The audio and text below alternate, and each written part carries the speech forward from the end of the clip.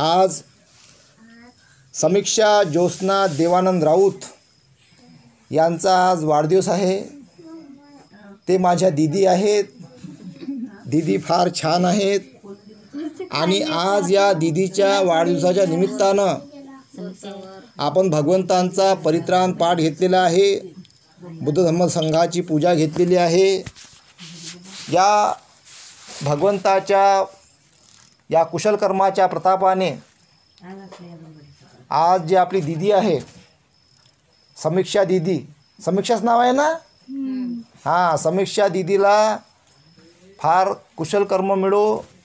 आजचं संपूर्ण भोजनाचं कुशलकर्म, या परित्राण पाठाचं कुशलकर्म, आजच्या वाचनाचं कुशलकर्म संपूर्ण समीक्षा दीदीला मिळो असं मी भगवंताला त्रिवार वंदन करतो। तर या भवचक्रामध्ये विविध स्वरूपाचे बाळ जन्माला येत असतात।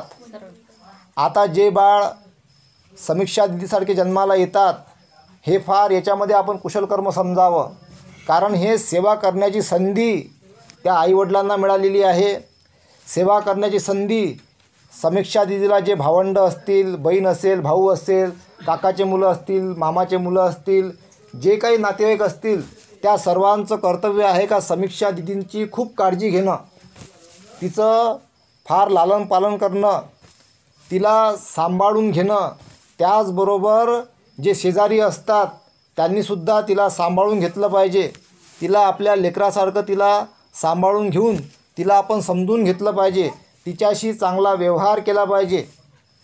अशा प्रकारचं केल्याने काय होत असते, याचा लाभ हा होतो का या मुलांच्या माध्यमातून सुद्धा आपलं कुशलकर्म वाढत असते आणि हे कुशलकर्म वाढल्यामुळं त्या कुशलकर्माच्या बलाने आपल्या घराण्यामध्ये जे मुलं जन्माला येतात त्यांचा कुशलकर्माचा आशीर्वाद आपल्याला लाभत असतो आणि त्या कुशलकर्माच्या आधारे मग आपल्या घराण्यामध्ये त्याचं फल प्राप्त होत असते।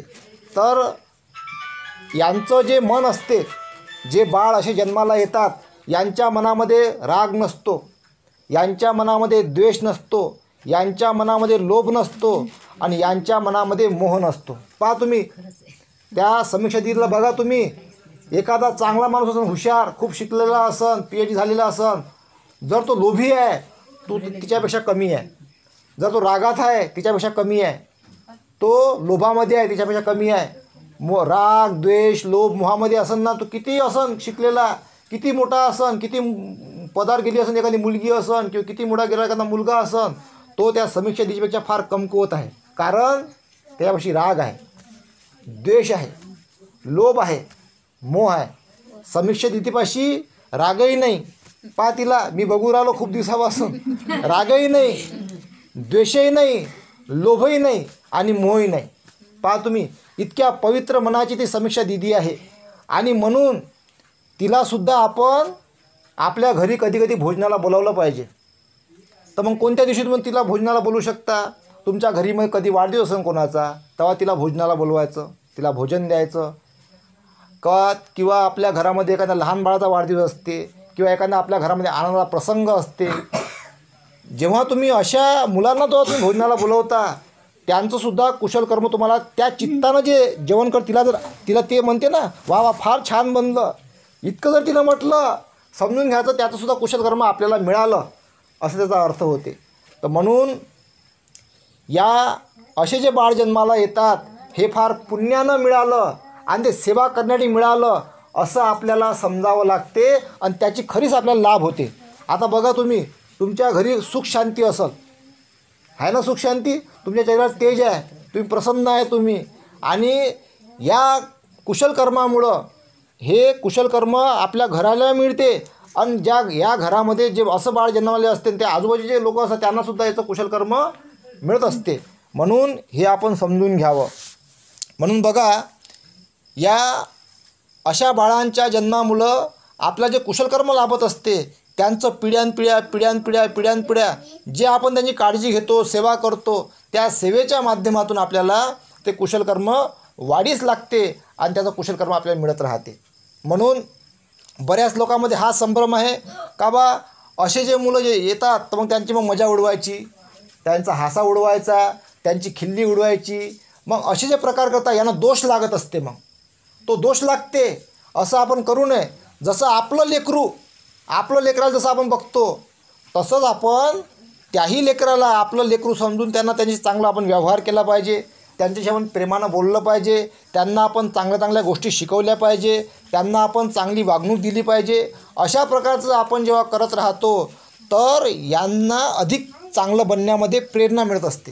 ते अधिक चांगले बनतात आणि अधिक चांगले बनून त्याचं कुशलकर्म आपल्याला लाभ होतो आणि आपल्या घराण्यामध्ये आपलं चित्त चांगलं पवित्र तयार होत असते आणि त्याचं कुशलकर्मामुळे आपलं भलं होत असते, चांगलं होत असते. म्हणून आज समीक्षा दिदीचा वाढदिवस आहे. समीक्षा दिदीला मी वाढदिवसाच्या हार्दिक शुभेच्छा देतो आणि त्यांचं आयुष्य हे असंच सुख शांती समाधानाचं होत राहो आणि त्यांच्या घराण्यामध्ये संपूर्ण भगवंताच्या कुशलकर्माच्या प्रतापाने त्यांच्या घराण्यामध्ये अशीच शांती नांदत राहो अशी मी भगवंतांना त्रिवार वंदन करतो. तर आपण सर्वांनीसुद्धा समीक्षा दिदीला वाढदिवसाच्या हार्दिक शुभेच्छा द्याव्या. जसं तुम्ही सगळ्यांना शुभेच्छा देत असता तशाच प्रकारे नॉर्मल प्रकारे आपण त्यांनासुद्धा शुभेच्छा द्यावा. त्यांना आपल्या कुशल चित्ताने त्यांना आशीर्वाद द्यावा. त्यांचं आयुष्यसुद्धा आपण हे भरभराटीचं जावं अशी आपल्या मनामध्ये मंगल कामना करूया, मंगल मैत्री करूया. या मंगल मैत्रीमुळं आपण सर्वांचं कल्याण होत असते. म्हणून आपण सर्वांनी एकमेकांप्रती मंगल मैत्री केली पाहिजे, मंगल कामना चिंतली पाहिजे. या चिंतनामुळे धम्माचं कुशलकर्म आपल्या अंगी बाळगून आपण सर्व हा व्यवहार आपण एकमेकांशी केला पाहिजे. आपण तो करत राहाल अशी मी आशा बाळगतो आणि इथेच थांबतो.